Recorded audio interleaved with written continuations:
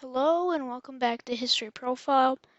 Um, and the reason why I haven't uploaded in a while is because one, my PC's broken, and two, um, school's starting up again. I managed to make this work, but yeah. Anyway, that's not why you're here, though. You're here for the Age of Discovery, specifically, why did it even happen? And this is gonna be done in like a podcast kind of form, and this is completely unscripted. This is just me talking about what I know about the Age of Discovery and telling you guys about it.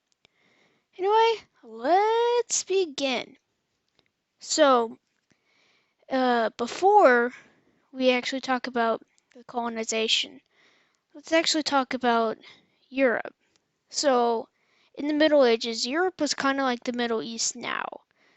Europe was confusing, it was broken up to tiny little states, wars everywhere, no unity. So, and a bunch of religious conflict. And so, during all of this, one thing would happen. The Viking colonization of what is now Canada, named Vinland. But the Europeans knew about this discovery. They just didn't care, since Vinland didn't last long.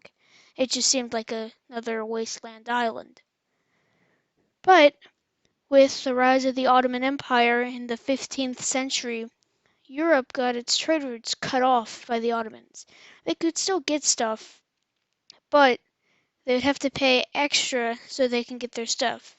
It's kind of so when the trade route would come from, let's say, China or India, there would be this empire that would uh, add a tax or a payment to it. And then another empire would get it and do the same thing until it got to the Ottomans, who would do the same thing until it got to the Europeans. So by that time, it was extremely expensive for the Europeans.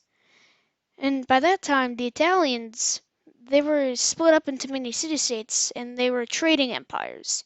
They didn't take over huge amounts of land, they just took over key trading posts. And so Portugal, wanting to get on some trading action, decided to sail across Africa. Using new technology like a compass rose, not compass rose, sorry, sorry, a compass. I don't know why I say compass rose. I'm getting my geography messed up. Anyway, they used a compass, better ships to travel the Atlantic, and new maps. And so with this, what's his name? Uh, Bartholomew Diaz, I think. I don't know if that's exactly his name, but he sailed around Africa and made it to the tip. But his crew mutinied and he had to return home. And I think I don't. I'm not gonna pronounce his last name. I don't think I can. But his first name Vasco de Gama. God, I don't know. Um, this is completely unscripted, so I'm sorry if I make these mispronunciations. But they went around to Africa, and he actually went to India, and so he came home with riches. So with this, Portugal had a major trade route, and then another explorer would also discover Brazil. So that's why Brazil is Portuguese, not Spanish. So where does Spain come in? We obviously have Spain in this little picture here, taking taking some of the tribesmen. Anyway, so before all this, Spain was going through a period called the Reconquista, and they were taking out the Muslim Moors. By the time they did that, in the late 1400s, they wanted to become rich. And so here we have this other man, Christopher Columbus. He also wanted to be rich, and he also wanted to discover a new route to Asia. So he figured going west would be the best option. And so no one but Spain would sponsor him.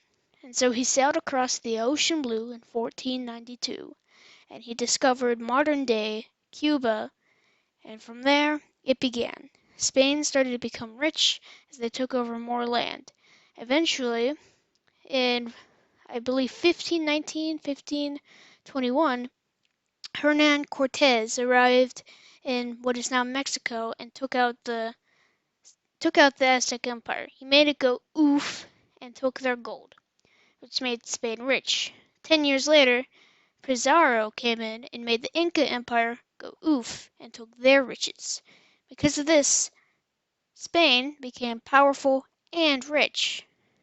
Now the other Europeans were like, hey, we want to become powerful and rich too.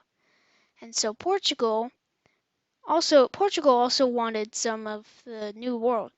And so after a lot of squabbles, the Pope made the Treaty of Tordesillas, which basically divided the world in half. One side would be the Spanish, the other side would be the Portuguese. And so European colonization from here began. And this is just the motive. I might go more in depth with European colonization of the Americas, but I just wanted to go over, like, why did it happen?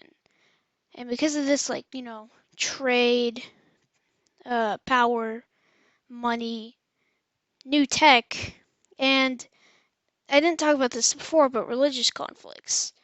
I think I'll just talk about this in the next episode that I'm doing this because I want to do this again. So I'll talk about why religion influenced more colonization. But anyway, I think this is a good point to just wrap up. So I will see you next time, and I will try to get more videos out. Alright, bye.